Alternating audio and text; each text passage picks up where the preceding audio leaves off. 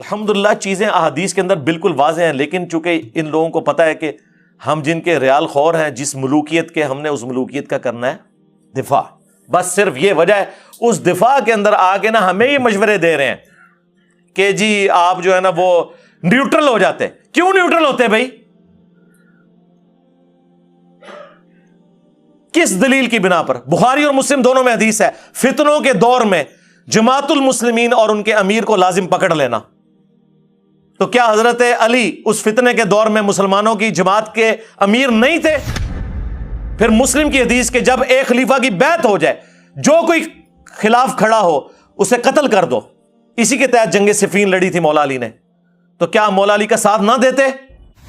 پھر مسلم کی حدیث کہ جو وقت کے امیر کے بغیر، امام کے بغیر، اس کی بیعت کے بغیر، اسے پہچانے بغیر مرا، وہ جاہلیت کی موت مرا. ہم جاہل مر جاتے.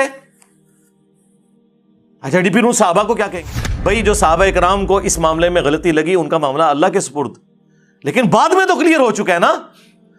ہاں اس زمانے میں اگر معاملہ ایمبیگوس تھا، بعد میں تو کلیئر ہو گیا نا. اور سرکار بعد میں تو ان کو بھی کلیئر ہو گیا جو پوری زندگی ان کی سپورٹ کرتے رہے. جی عبداللہ ابن عمر کو قتل ابن امیہ نے کروایا. صحیح بخاری میں موجود ہے، حجاج ابن یوسف نے پاؤں میں زہر آلود نیزہ مروا دیا تھا. یہ عبداللہ بن عمر کے اوپر کھڑے ہوئے تھے. جی عبداللہ بن عمر جو ہے نا نیوٹرل رہے ہیں. سرکار عبداللہ بن عمر نیوٹرل رہے ہیں اس وقت تک جب تک کہ انہیں ہاتھ نہیں لگے.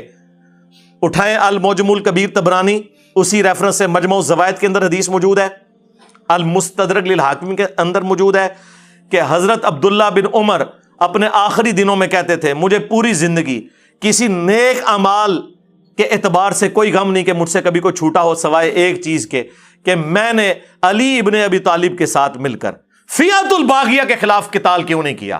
جو بات مولا علی کے ساتھیوں کو ان کی زندگی میں سمجھ آ گئی تھی، عبداللہ بن عمر کو وہی بات 34 ایئرز کے بعد جب بنو امیہ نے انہیں قتل کروانے کی کوشش کی اور وہ شہید ہوئے اسی کے اندر، ان کو سمجھ آ گئی.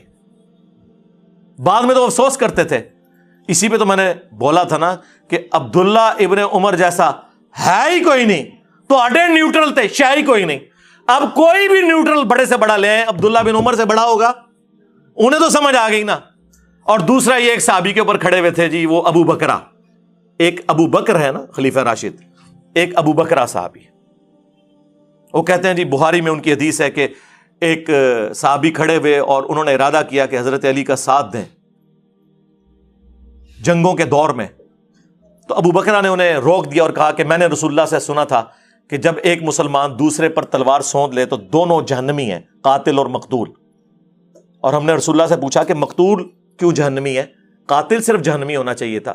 تو نبی علیہ السلام نے فرمایا اس نے بھی تو اپنے بھائی کے قتل کا ارادہ کیا تھا، لہٰذا اب مسلمان آپس میں لڑ رہے ہیں تو تم اس جنگ کا حصہ نہ بنو. یہ کس نے کہا؟ ابو بکرہ نے. اور ابو بکرہ کے ساتھ جو بنو امیہ نے کیا نا، ہاں جس نے مولا علی کے ساتھ یہ معاملہ کیا ہے نا، مرنے سے پہلے اس کے 14 طبق روشن کیے ہیں بنو امیہ نے. وہ میں آپ کو بعد میں بتاتا ہوں کہ اس ابو بکرہ کے ساتھ انہوں نے کیا کیا، جو لوگوں کو روکتے تھے حضرت علی کا ساتھ دینے سے. لیکن نیوٹرل تھے. یہ بھی نہیں کہتے تھے کہ آپ معاویہ کا ساتھ دو. حضرت معاویہ کا ساتھ بھی وہ نہیں کہتے تھے رضی اللہ تعالی عنہما. ہم تو احترام سے ہی نام لیں گے ساروں کا. تو اس حدیث کے تحت وہ کہتے ہیں جی یہ جو بخاری کے حدیث، او بھائی یہ حدیث اس صورت میں ہے جب کوئی شخص ذاتی دشمنی کی بنیاد پہ ایک دوسرے کو قتل کرے، لسانیت کی بنیاد کے اوپر. جب اللہ کا حکم آ جائے، جو قرآن میں حکم ہے اطیعوا اللہ و اطیعوا الرسول و اولی الامر منکم، اطاعت کرو اللہ کی، اس کے رسول کی اور اپنے حکمران کی. اور سورۃ الحجرات میں حکم آ جائے کہ جب مسلمانوں کا گروہ باغی ہو جائے تو اس کے خلاف قتال کرو یہاں تک کہ توبہ پر آمادہ ہو جائے. تو قرآن میں جب لکھا ہے کہ ایک مسلمان نے دوسرے مسلمان کے خلاف تلوار اٹھانی ہے رٹ آف دی گورنمنٹ کو قائم کرنے کے لیے، تو ابو بکرہ نے یہ رزلٹ کیسے نکال لیا؟ بھئی حضرت علی رٹ آف دی گورنمنٹ کو قائم کر رہے تھے، اور پھر حضرت علی سے بڑھ کر کسی کو قرآن اور حدیث کا فہم تھا کہ آپ ابو بکرہ کے پیچھے جا کے چھپیں. آپ سنیں پھر اس ابو بکرہ کے ساتھ کیا ہوا رضی اللہ تعالیٰ عنہ.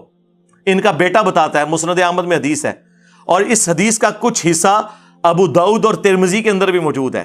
اس میں بس اتنا ہی ہے کہ ابو بکرہ رضی اللہ تعالیٰ عنہ کہتے ہیں کہ لیکن اس حدیث کا جو شان ارشاد ہے وہ بعد میں آئے گا مسند احمد میں. پہلے میں یہ حدیث میں نے اپنے پمفلٹ میں بھی ڈالی ہوئی ہے, اتنا حصہ کہ ابو بکرہ کہتے ہیں کہ نبی علیہ السلام لوگوں سے پوچھا کرتے تھے, اگر کسی کو خواب آیا ہو تو نبی علیہ السلام اس کی تعبیر ارشاد فرماتے تھے. تو ایک شخص نے آ کے عرض کیا, یا رسول اللہ میں نے خواب میں دیکھا کہ آسمان سے ایک ترازو نازل ہوئی ہے اور آپ کو اور ابو بکر کو تولا گیا اور آپ وزنی ہو گئے اس کے اوپر.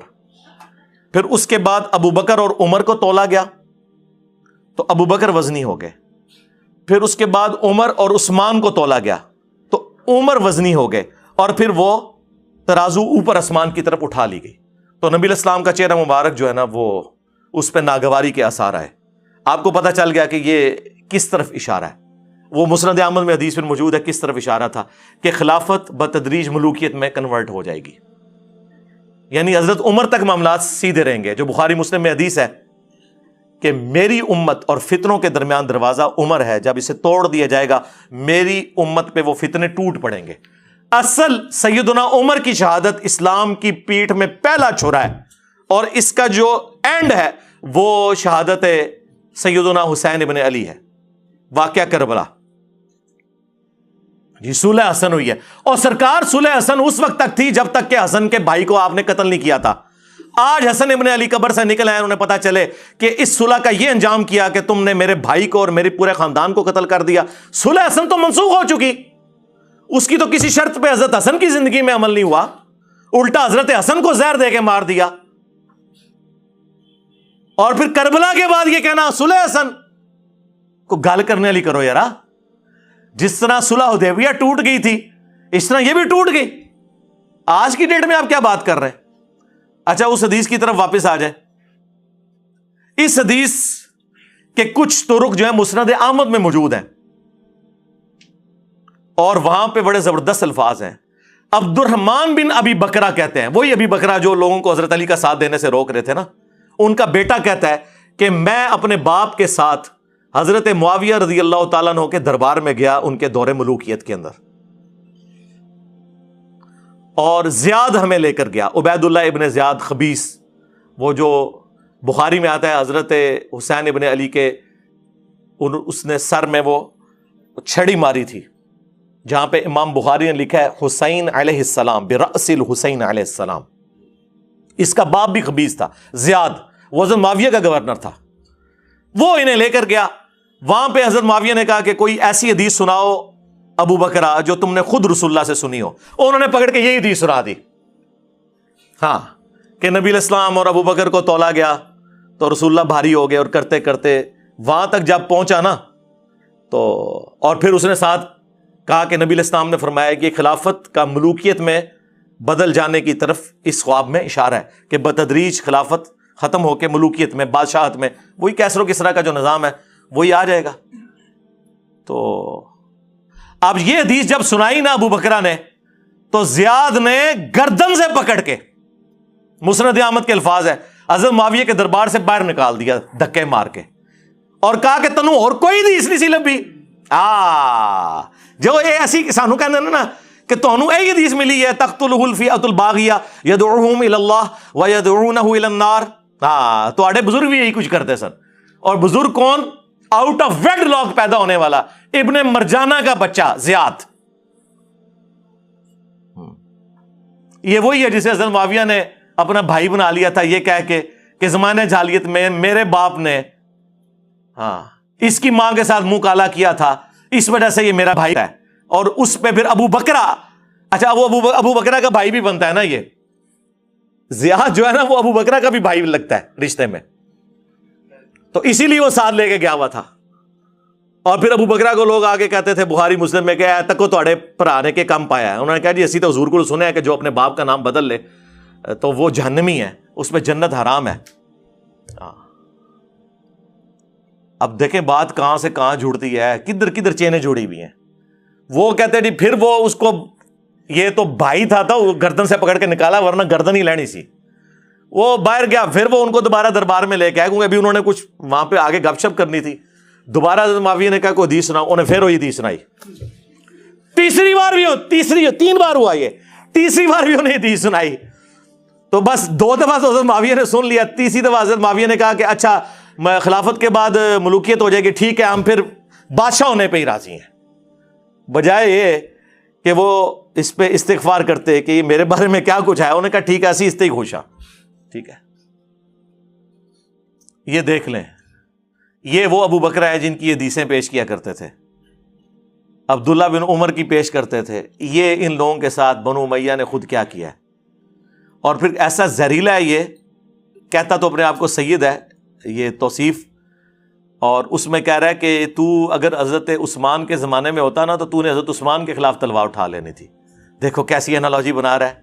ٹھیک ہے، حضرت عثمان کی شہادت کی بینیفیشری ہے ہی بنو امیہ. ٹھیک ہے، حضرت عمر کی شہادت کی جو بینیفیشری ہے وہ الٹیمیٹلی بنو امیہ ہوئی ہے. ٹھیک ہے، مغیرہ ابن شعبہ کا غلام تھا جس نے حضرت عمر کو شہید کیا. ہاں، براواں سٹوری میں جسے تسی پڑھان دے ہو کہانی جی عبداللہ بن سبا نے کر چڑیا. عبداللہ ابن سبا کا نام بخاری سے لے کے ابن ماجہ تک کسی حدیث کے اندر بھی نہیں آیا. صرف بنو امیہ کی بدماشیوں کو چھپانے کے لیے انہوں نے ایک کریکٹر گھڑا جو حضرت علی کے زمانے میں آیا تھا. اس کا شہادت عثمان سے لینا دینا نہیں. شہادت عثمان تو ہوئی ہے حضرت عثمان کے گورنروں کی وجہ سے، وہ میں نے اپنے ریسرچ پیپر کربلا والے میں ڈال دیا ہوا ہے. اور یہ کہتا ہے کہ اس نے حضرت عثمان کے خلاف تلوار اٹھا لینی تھی. نعوذ باللہ. ٹھیک ہے، اللہ کے بندو، تم لوگوں کا تو حال یہ ہے کہ پہلے خلیفہ کے مخالفین کون؟ کہتے ہیں جی مرتد. دوسرے خلیفہ کے مخالفین کون؟ کہتے ہیں جی کافر، رومنز اور پرشینز. تیسرے خلیفہ کے مخالفین کون؟ کہتے ہیں جی بلوائی. چوتھے خلیفہ کے مخالفین کون؟ اے رضی اللہ عنہ.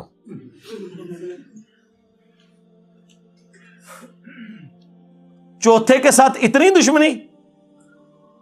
چوتھا تو وہ ہے جس کے ہر مخالف کے بارے میں بخاری مسلم میں رسول اللہ کی حدیثیں ہیں. جی چوتھا وہ ہے. کبھی کوئی تھوڑا انصاف پسند ہوگا تو کہہ دے گا ان کے مخالفین خوارج بھی تھے، اور ورنہ حضرت عثمان کے مخالفین کو خارجی کہہ رہے ہوتے ہیں. حضرت عثمان کے مخالفین تو خارجی ہے ہی نہیں تھے، وہ صحابہ اور تابعین تھے. اسی لیے تو بخاری میں 695 نمبر حدیث ہے.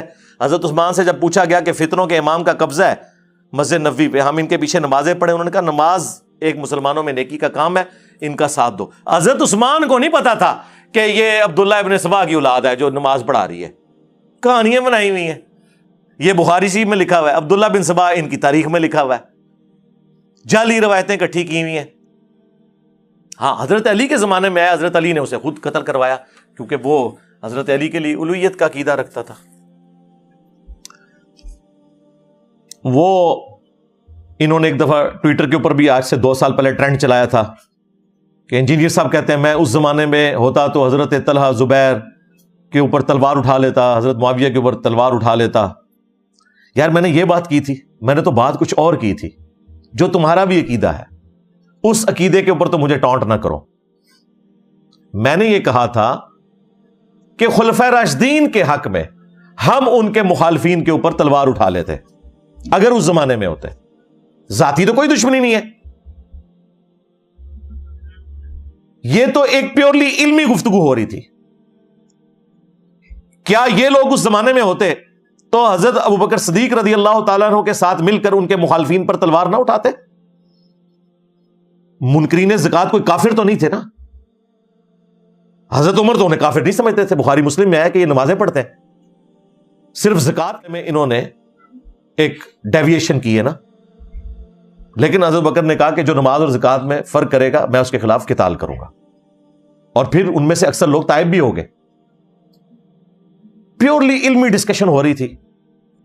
اس میں یہ بات کر رہا تھا کہ اہل سنت کا منہج یہ ہے کہ خلفائے راشدین کے ساتھ کھڑے ہونا ہے ان کے مخالفین کے خلاف، اور خلفائے راشدین کا ساتھ دینا ہے. اور ظاہر ہے اس میں جب جنگ ہوگی تو آپ تلوار بھی اٹھائیں گے. اس میں کون سی گستاخی والا معاملہ ہو گیا؟ اس کا مطلب ہے کہ کیا حضرت علی رضی اللہ تعالیٰ عنہ گستاخی کر رہے تھے حضرت معاویہ کے خلاف تلوار اٹھا کر؟ اپنی عقل بھی استعمال کرتے ہو کہ نہیں؟ تم نے ہی ہمیں بتایا تھا، جامعہ ترمذی میں ابو داؤد میں حدیث ہے، تم میرے بعد بہت اختلاف دیکھو گے، دین میں نئی نئی بدعتوں سے بچنا، میری اور میرے خلفائے راشدین کی سنت کو داڑوں سے پکڑ لینا مضبوطی کے ساتھ. علیکم بسنتی وسنت الخلفاء الراشدین المہدیین. نبی علیہ السلام کہہ رہے ہیں جب اختلاف ہو نا تو خلفاء راشدین کا ساتھ دینا. تم نبی سے ٹکر لے رہے ہو. خلفاء راشدین کون ہے؟ وہ بھی ابو داؤد اور ترمذی میں موجود ہے. حضرت سفینہ جو رسول اللہ کے آزاد کردہ غلام ہے صلی اللہ علیہ وآلہ وسلم، انہوں نے حدیث روایت کی ہے کہ نبی علیہ السلام نے فرمایا میرے بعد خلافت اعلی من حاج النبوہ 30 سال تک رہے گی. اور پھر انہوں نے فرمایا بیٹا گن، ابو بکر کے 2 سال، عمر کے 10 سال، عثمان کے 12 سال اور علی کے 6 سال. اور 6 میں بھی 5.5 سال حضرت علی کے ہیں اور 5-6 مہینے سیدنا حسن ابن علی کے ہیں. تو بیٹا کہتا ہے کہ یہ بنو امیہ کے لوگ، بنو زرقا، تو علی علیہ السلام کو خلیفہ ہی نہیں مانتے. امام ابو داؤد نے لکھا علی علیہ السلام، اور یہ بھی لکھ دیا کہ یہ خلیفہ نہیں مانتے. یہ کہتے ہیں نہیں قصاص عثمان تھا. قصاص عثمان تھا تو خلیفہ تو مانتے نا. تو حضرت سفینہ نے فرمایا بنو زرقا، بنو امیہ کے بارے میں کہ یہ وہ بدبودار چیز ہے جو ان کے منہ سے نکل رہی ہے، جو حضرت علی کو خلیفہ نہیں مان رہے، جہاں سے یہ ہوا خارج کرتے ہیں. حق تو یہ ہے کہ ان کی اپنی حکومت شریر ترین بادشاہت ہے. کس کی؟ بنو امیہ کی حکومت. اور مسند احمد میں تو حدیث ہے خلافت اعلی من حاج النبوہ کے بعد کاٹ کھانے والی ملوکیت آ جائے گی، یعنی اپنے مخالفین کو وہ کاٹے گی. یہ کہتے نہیں یہ تو یزید اور اس کے بعد کے دور کی بات ہے. اب تو خیر یزید سے اس لیے دستبردار ہوئے ہیں کہ ان کو مامو بچاؤ مہم کے اوپر کام کرنا پڑ گیا، ورنہ یزید سے دستبردار نہیں ہوتے تھے. ہم بھی دستبردار ہو گئے ہیں یزید سے. ہم کہتے ہیں پیچھے ٹورو، یزید والا معاملہ چھوڑ دو، وہ چھوٹی چیز ہے. نبی علیہ السلام نے کہا کاٹ کھانے والی ملوکیت. اور یہی حدیث مسند ابی داؤد الطیالسی میں موجود ہے، مصنف ابن ابی شیبہ میں موجود ہے. اس میں پھر وہ آگے سے تابعی پوچھتا ہے کہ اگر خلفائے راشدین یہ 4 ہیں، خلافت 30 سال ہے، تو حضرت معاویہ کیا ہیں؟ تو انہوں نے کہا وہ مسلمانوں کے بادشاہوں میں سے پہلے بادشاہ ہیں. یہ مسند ابی داؤد طیالسی میں اسی سند پہ حدیث آگے یہ الفاظ ہے. اور مصنف ابن ابی شیبہ میں ہے کہ یہ سخت گیر بادشاہ ہیں اور ان کا پہلا بادشاہ معاویہ ابن ابی سفیان ہے.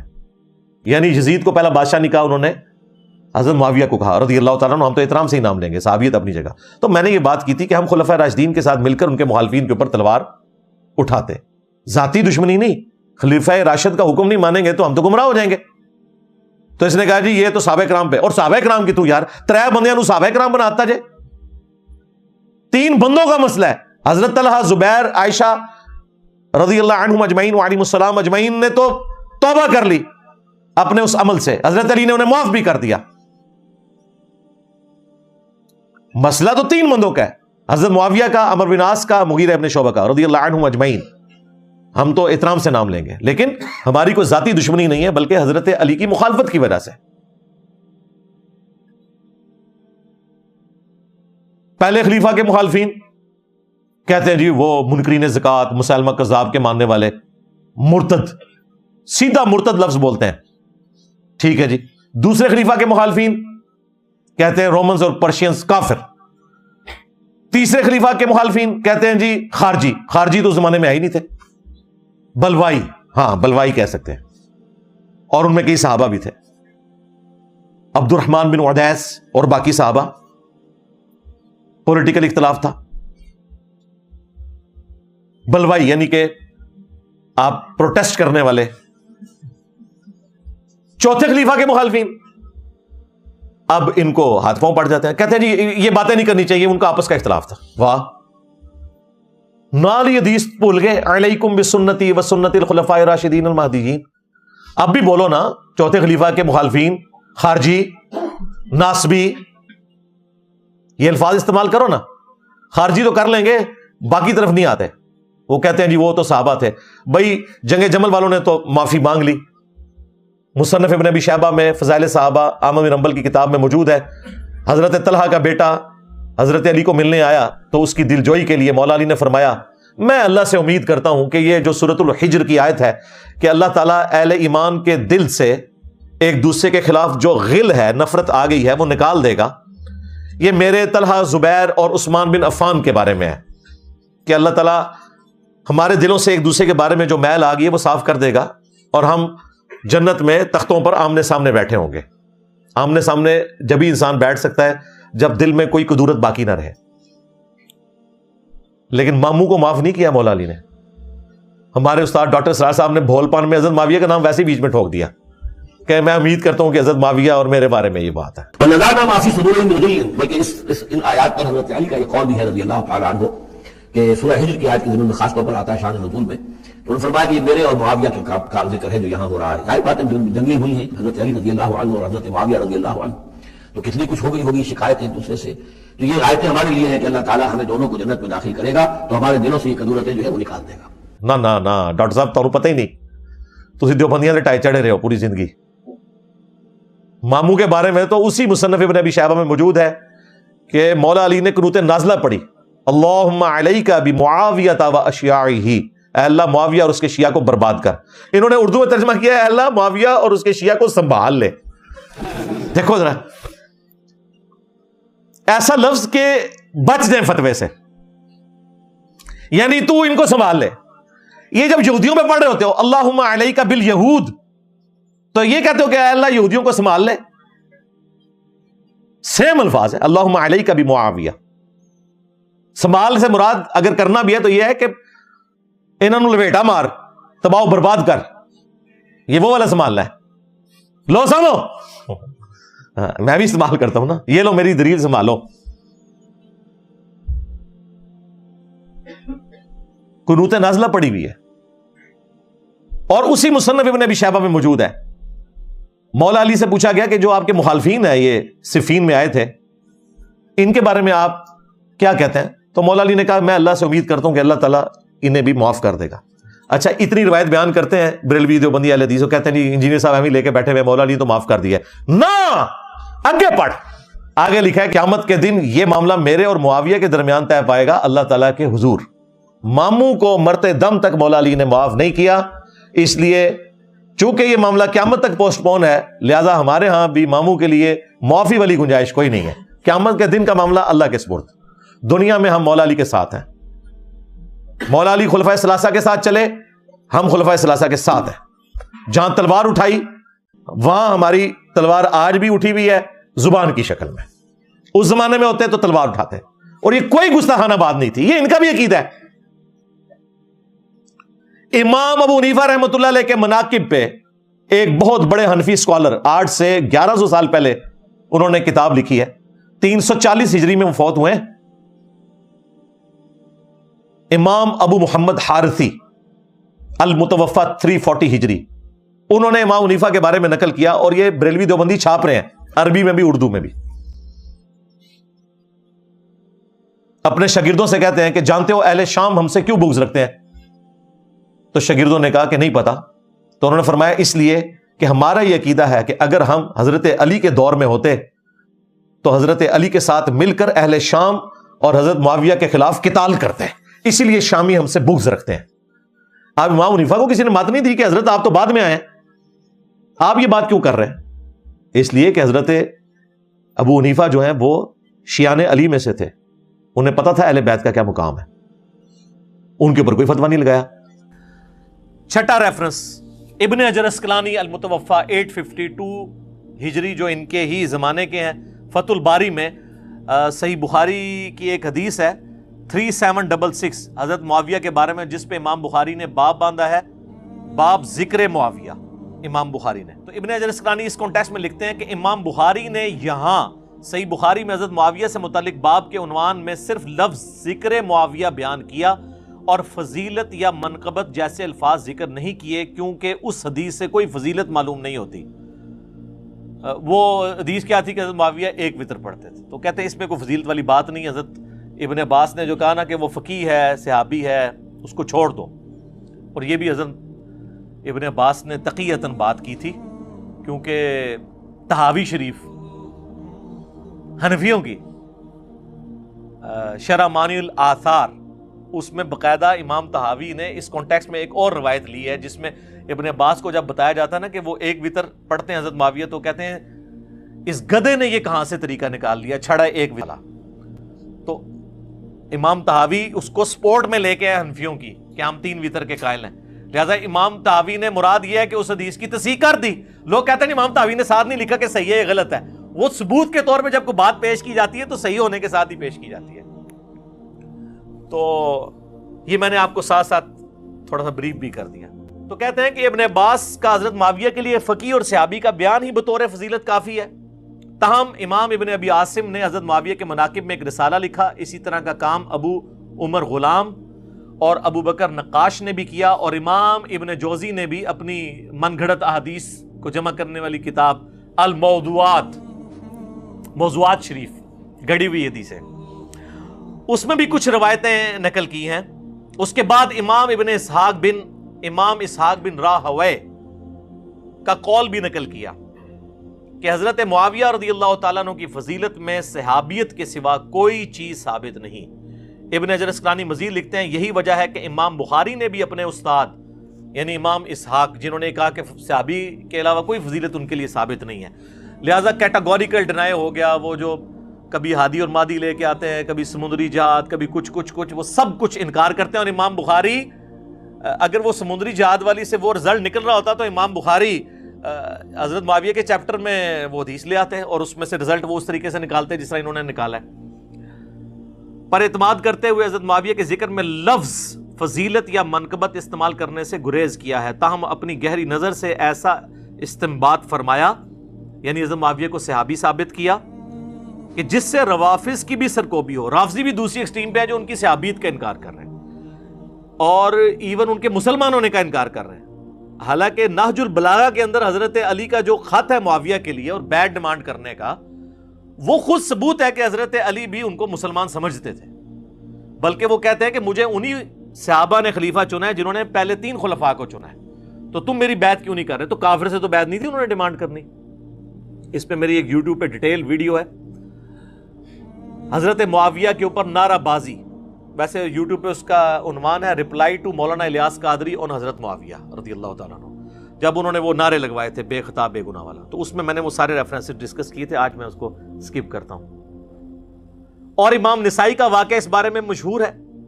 کیا مشہور ہے؟ ان کو خصائص علی لکھنے کے اوپر ناسبیوں نے شہید کر دیا تھا, اور یہ کہتے ہیں سند لے کے آئے, تواتر ہے اس کے اوپر, تمام اسماء و رجال کی کتابوں میں یہ نقل کی گئی ہے. خود اہل حدیث کے جو دارالاسلام والے ہیں نا, انہوں نے جو سنن نسائی چھاپی ہے نا, اس کے مقدمے میں امام نسائی کی شہادت کا واقعہ لکھا ہوا ہے. تو وہ تو مانتے ہیں اس بات کو. تو وہ کہتے ہیں امام نسائی نے بھی اپنا, اچھا یہ امام نسائی کے بھی استاد ہیں امام اسحاق اور امام بخاری کے بھی, انہوں نے بھی اپنے استاد کے قول پر اعتماد کیا اور اپنی مشہور کتاب فضائل صحابہ جو انہوں نے لکھی تھی سنن نسائی الکبریٰ کے اندر, اس میں کوئی حضرت معاویہ کے اوپر حدیث نہیں لی. پھر امام حاکم کا بھی قصہ ہے. امام حاکم بھی اسی وجہ سے تکلیفیں اٹھاتے رہے, محبت اہل بیت کی وجہ سے. امام ابن جوزی نے عبداللہ بن احمد سے ان کے والد امام احمد بن حنبل کا مکالمہ بھی نقل کیا ہے کہ انہوں نے اپنے والد امام احمد بن حنبل سے پوچھا, لو جی امام احمد بن حنبل بھی آ گئے ہیں, مشاجرات صحابہ والے فتووں کے بانی, ان کی بھی آپ بات سن لیں. احمد بن حنبل سے ان کا بیٹا عبداللہ پوچھتا ہے کہ سیدنا علی اور حضرت معاویہ کے اختلاف کے متعلق آپ کی کیا رائے ہے؟ تو امام احمد بن حنبل نے تھوڑی دیر تک سر جھکائے رکھا, پھر فرمایا کیا سمندر کوزے میں بند کیا؟ میرے بیٹے خوب سمجھ لو, سیدنا علی کے دشمن بہت زیادہ تھے جنہوں نے ان کے عیوب تلاش کرنا چاہے مگر ناکام رہے.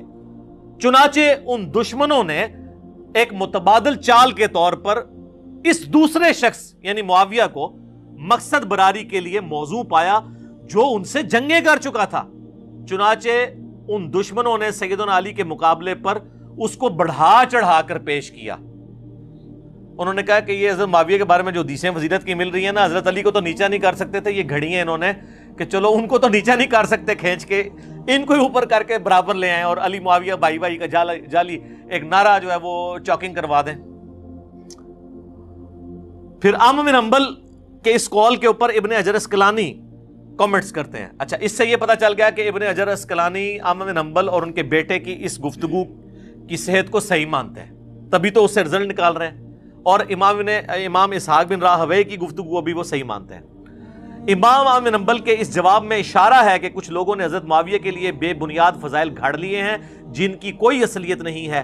یہ حقیقت ہے کہ حضرت معاویہ کے لیے روایتیں فضیلت تو بہت سی آئی ہیں مگر ان احادیث میں سے کوئی بھی اصول محدثین پر اسنادی حیثیت سے صحیح نہیں ہے، اسی لیے امام اسحاق بن راہویہ اور امام نسائی نے اس موقف کو بڑے یقین سے اختیار کیا ہے کہ حضرت معاویہ کے لیے صحابیت کے سوا کوئی اور فضیلت ثابت نہیں ہے۔ خیر یہ صحابی ہونا بھی بہت بڑی فضیلت ہے، اس کو یہ نہ سمجھے کہ ہم کہیں کہ یہ کوئی فضیلت نہیں ہے۔ وہ میرا ایک جملہ بھی آؤٹ آف کانٹیکسٹ انہوں نے کاٹا تھا، وہ عمر بن عاص نے کہا تھا، صحیح مسلم میں 321 نمبر حدیث ہے، کہ جب ان کا بیٹا کہتا ہے، وہ ظاہر موت کے وقت شرمندہ ہوتے ہیں جو کچھ انہوں نے حضرت معاویہ کے ساتھ مل کے حضرت علی کے ساتھ کیا ہوتا ہے، تو وہ دیوار کی طرف منہ کر کے رو رہے ہوتے ہیں، تو بیٹا تسلی دیتا ہے کہ جی آپ نے تو جنگ یرموک بھی لڑی، حضور کے صحابی بھی رہے، تو آپ کی تو بشارتیں۔ تو انہوں نے کہا کہ صحابی ہونا کوئی فضیلت نہیں ہے، اصل فضیلت ہے کلمہ پڑھنا، ظاہر کلمے کی وجہ سے بندہ صحابی بنتا ہے، یعنی کیٹاگوریکل ڈرائی نہیں اس فضیلت کا، کلمے کے بعد ظاہر ہے جب کوئی صحابی ہوگا تو ایک عام مسلمان سے تو بہت افضل۔ تو میرا جملہ انہوں نے کاٹ دیا، یہ کہہ رہا ہے صحابی ہونا کوئی فضیلت نہیں ہے، ٹھیک ہے، تو وہ آؤٹ آف کانٹیکسٹ کاٹ لیتے ہیں۔